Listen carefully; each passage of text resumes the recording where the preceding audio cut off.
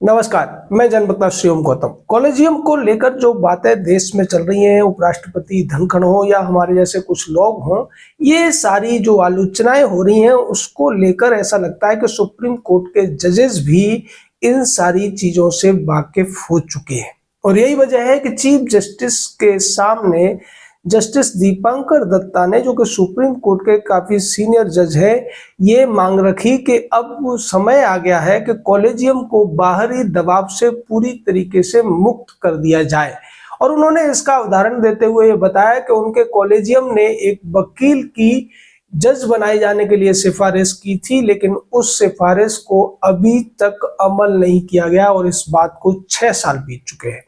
उनका इशारा उन बातों की तरफ है या उन शक्तियों की तरफ है या उस प्रक्रिया की तरफ है जिसके तहत चाहे हाई कोर्ट का कॉलेजियम हो या सुप्रीम कोर्ट का कॉलेजियम जब नामों को आगे बढ़ाता है तो केंद्र सरकार उन नामों की आईबी से जांच कराती है और अगर उनके खिलाफ कुछ भी एडवर्स होता है तो वो उन नामों पर अपनी सहमति यानी कि राष्ट्रपति की सहमति नहीं देती है। अब ऐसा लगता है कि ये जो कॉलेजियम में बैठे हुए जज हैं या सुप्रीम कोर्ट के दूसरे जज हैं जो कॉलेजियम के माध्यम से ही वहां तक पहुंचे हैं, ये चाहते हैं कि कॉलेजियम द्वारा जो जजों के नामों की सिफारिश की जाती है उस पर राष्ट्रपति को हर हालत में हस्ताक्षर करने के लिए बाध्य किया जाए या फिर उन्हें पूरी तरीके से मानने के लिए बाध्य किया जाए। जैसा कि इन जजों ने अभी पिछले दिनों एक मजाक उड़ाया था संविधान के अनुच्छेद 142 का, जब जस्टिस पारदीवाला और जस्टिस आर महादेवन की एक बेंच ने कह दिया था कि राष्ट्रपति और राज्यपाल किसी भी विधेयक को मैक्सिमम 4 महीने तक रोक सकते हैं, उसके बाद अगर वो अपनी सहमति नहीं देते हैं तो वो विधेयक अपने आप ही कानून बन जाएगा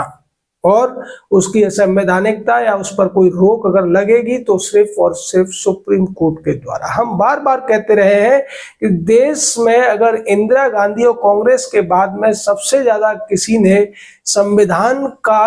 अपने तरीके से मैनिपुलेशन किया है तो वो भारत का सुप्रीम कोर्ट ही है। भारत के मूल संविधान में जजों की नियुक्ति को लेकर स्पष्ट तौर से लिखा हुआ है कि राष्ट्रपति मुख्य न्यायाधीश की सहमति से या सलाह से जजों की नियुक्ति करेंगे सुप्रीम कोर्ट में और यही काम राज्यपाल करेंगे हाई कोर्ट में। लेकिन अब उसको बदल कर ये कह दिया गया, जैसा हमने बार बार आपको बताया था कि कॉलेजियम का जो वो एक नया सिद्धांत बना दिया गया वो बना था 1993 के सेकंड जजेस केस के बाद में, और उसमें यह कह दिया गया कि यहाँ पर सहमति या सलाह का अर्थ ये नहीं है कि राष्ट्रपति सीजेआई की सलाह को न माने, बल्कि वो उस सलाह को मानने के लिए बाध्य हैं। और साथ ही साथ यहाँ मुख्य न्यायाधीश को एक व्यक्ति न मानकर 3 वरिष्ठतम जजों के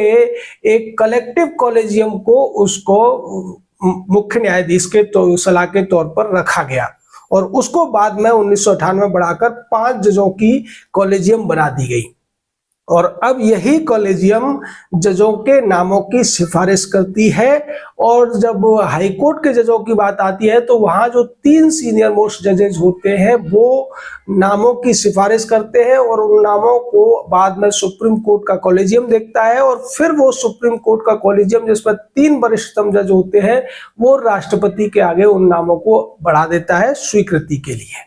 लेकिन देखने में ये आता है कि जब भी विवादास्पद नाम होते हैं या बहुत से ऐसे लोग होते हैं जिन पर तमाम आरोप रहे होते हैं या वो किसी विचारधारा विशेष की या किसी विशेष तरह की सोच रखने वाले होते हैं जो कि राष्ट्र के लिए सही नहीं है, समाज के व्यापक हितों के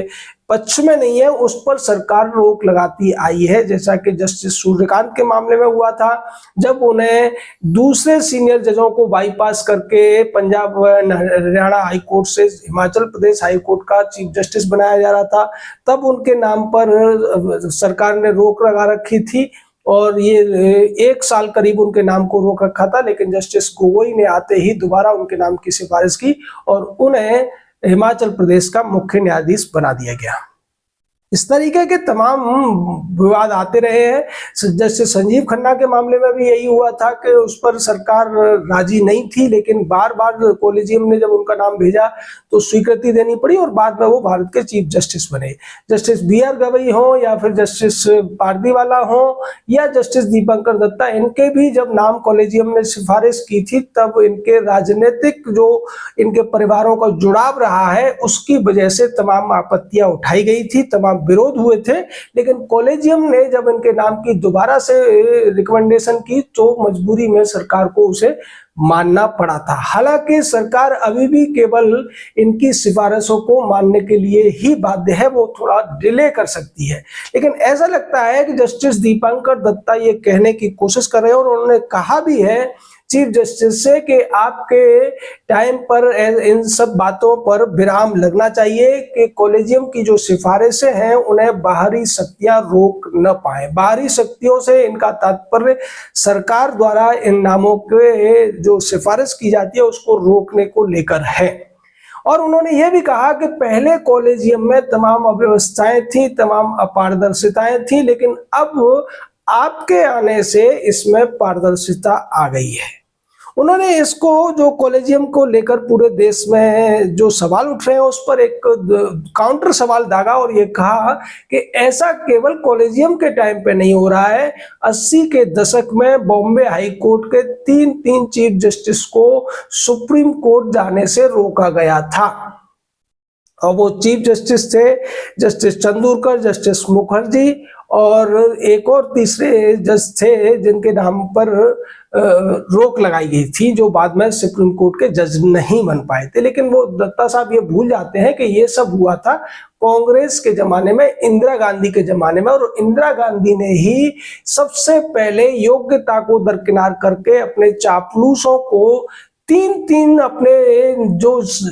नजदीकी जज थे उनको भारत का CJI बनाकर उन्हें 12 साल के लिए सुप्रीम कोर्ट का कार्यभार सौंप दिया था। शायद वो भूल जाते हैं। वैसे जस्टिस दीपंकर दत्ता का भी पारिवारिक जो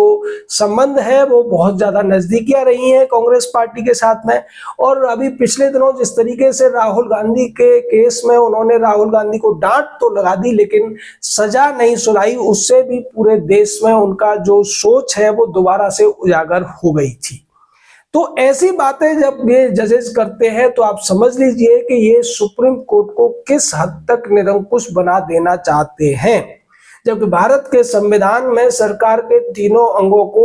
एक दूसरे के साथ मिलकर तारतम्यता के साथ में राष्ट्र को आगे बढ़ाने के लिए काम करना चाहिए, ऐसा विधान किया गया है। और अभी जिस मीटिंग में ये सब हुआ है उसी मीटिंग में भारत के CJI ने भी यही कहा कि हमारे देश के संविधान में सरकार के तीनों अंगों को साथ मिलकर काम करने की सलाह दी गई है और डॉक्टर BR अम्बेडकर ने इसी बात पर सबसे ज्यादा जोर दिया था। वो बार बार डॉक्टर BR अम्बेडकर का नाम तो लेते हैं लेकिन उनके सिद्धांतों पर चलते हों ऐसा दिखाई नहीं देता है, क्योंकि डॉक्टर BR अम्बेडकर ने कभी नहीं कहा कि आप योग्यता को दरकिनार करके भाई भतीजावाद को बढ़ावा दीजिए, अपने चहेतों को सुप्रीम कोर्ट या हाई कोर्ट में जज बनाइए, या अपने जो चहेते हैं उन्हें दूसरे योग्य व्यक्तियों के वरीयता को भी दरकिनार करके आप उनके ऊपर बिठा दीजिए। और वो अपने बचाव के लिए ही डॉक्टर BR अम्बेडकर का नाम लेते हैं। उनके सिद्धांतों से ऐसा लगता है कि उनको ज्यादा कोई लगाव नहीं है। अगर उन्हें लगाव रहा होता तो डॉक्टर BR अम्बेडकर तो हमेशा भ्रष्टाचार के खिलाफ थे, तो फिर यशवंत वर्मा नाम के भ्रष्ट जज के खिलाफ अभी तक जस्टिस BR गवई ने परमिशन क्यों नहीं दी FIR करने की। और इसको लेकर तमाम हाई कोर्ट्स के जो बार एसोसिएशन है वो इस तरीके की रिक्वेस्ट BR गवई या उनसे पहले जो संजीव खन्ना साहब थे CJI उनसे कर चुके हैं। पहले यूपी का जो हाई कोर्ट है, इलाहाबाद हाई कोर्ट की बार एसोसिएशन ने इसकी मांग की थी, गुजरात हाई कोर्ट की बार एसोसिएशन ऐसी मांग कर चुकी है, मध्य प्रदेश हाई कोर्ट की बार एसोसिएशन, और अब लेटेस्ट है बॉम्बे हाई कोर्ट की जो बार एसोसिएशन है उसने जस्टिस BR गवई से मांग की है कि आप इस भ्रष्ट जज के खिलाफ जांच की कार्रवाई शुरू करने की परमिशन दीजिए। लेकिन जस्टिस बी आर गवई तमाम जो क्षेत्रीय बार एसोसिएशन है उनमें जा जाकर भाषण तो देते हैं, पर अपने ही हाई कोर्ट जो कि बॉम्बे हाई कोर्ट से वो आते हैं उसकी जो मांग है उसको भी सुनने को राजी नहीं है, जो साफ तौर पर दिखाता है कि वो संविधान की सर्वोच्चता की केवल बात करते हैं, उस पर अमल करने के बारे में बहुत ज्यादा चिंतित वो दिखाई नहीं दे रहे हैं। और जिस तरीके से जस्टिस दत्ता ने ये कहा है कि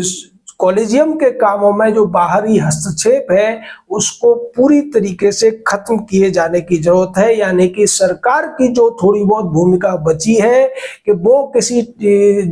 विवादास्पद नाम को रोक सके, उसको वापस भेज सके, उसको भी न माना जाए और कॉलेजियम जो सिफारिश करे उन नामों पर अंतिम रूप से राष्ट्रपति को मजबूर किया जाए मोहर लगाने के लिए। तो क्या ये संविधान के अनुसार है, क्या ये देश के हित में है? और जैसा कि हम बार बार कहते रहे हैं कि जब से सीजीआई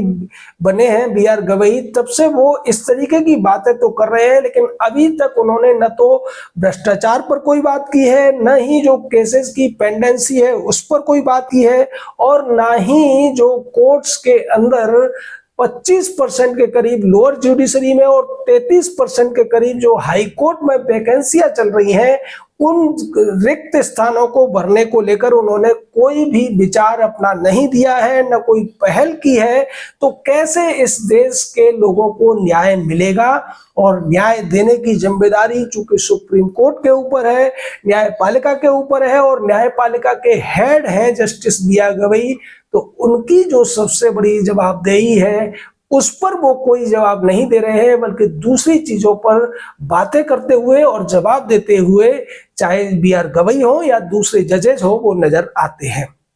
आपका इस मामले में क्या कहना है? क्या आप इन सारी चीजों से सहमत है? क्या आपको लगता है कि कॉलेजियम को और ज्यादा निरंकुशता देनी चाहिए, या फिर ये कॉलेजियम सिस्टम हटना चाहिए और संविधान के जो मूल में जो कुछ नियुक्तियों को लेकर कहा गया है दोबारा से उसे बहाल किया जाए, या फिर जो मोदी सरकार एक एनजेएसी का कानून लेकर आई थी जिसमें जजों की नियुक्ति के लिए 6 लोगों का एक कॉलेजियम वो कमेटी बनाने की बात थी, जिसमें 3 सीनियर मोस्ट जजेस होने थे सुप्रीम कोर्ट के, 2 एमिनेंट ज्यूरिस्ट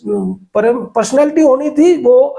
अपने क्षेत्र के बड़े जानकार बड़े विद्वान हो सकते थे, और वो भी सरकार द्वारा नहीं चुने जाने थे बल्कि जनता के तरफ से ही उनके नाम आने थे, और एक उसमें कानून मंत्री थे। तो कानून मंत्री तो इसलिए क्योंकि वो सरकार की तरफ से या कहें कि कार्यपालिका की तरफ से सबसे बड़े कानून के अधिकारी होते हैं, मंत्री होते हैं, और बाकी 5 लोग तो तटस्थ ही थे, 3 तो उसमें सुप्रीम कोर्ट से थे। फिर उस पर इन्हें क्या आपत्ति है? या फिर ये जो सुप्रीम कोर्ट के जजेस हैं, जो कॉलेजियम के जजेस हैं, या फिर पूरे सुप्रीम कोर्ट की जो स्ट्रेंथ है वो ये तय कर लें कि दुनिया के किसी दूसरे देश के किस सिस्टम को वो जजों की नियुक्ति के लिए अपनाना चाहते हैं, हम उस पर भी पूरे देश की जनता राजी हो जाएगी, क्योंकि सभी देशों में जो नियुक्तियां हैं जजों की वो पारदर्शी तरीके से होती हैं। वहां जजों की नियुक्तियां जज नहीं करते हैं, ये केवल हमारे देश में चलता है और दुनिया के किसी देश में ऐसा सिस्टम लागू नहीं है। तो आप अपनी राय इस पर रखिए और आप इसको लाइक कीजिए, शेयर कीजिए, क्योंकि ज्यादातर लोगों के पास जब ये बातें पहुंचेंगी, ये तर्क पहुंचेंगे, ये सच्चाई पहुंचेगी, तब इन जजों को ज्यादा महसूस होगा कि कॉलेजियम की जो कुछ प्रणाली चल रही है उसमें बदलाव की जरूरत है, और जो वैकेंसियां चल रही है जुडिशरी में उनको भरे जाने की जरूरत है, और सबसे ज्यादा जरूरत है 5.5 करोड़ से ज्यादा जो केसेस पेंडिंग है उन्हें निपटाए जाने की। जय हिंद, जय भारत।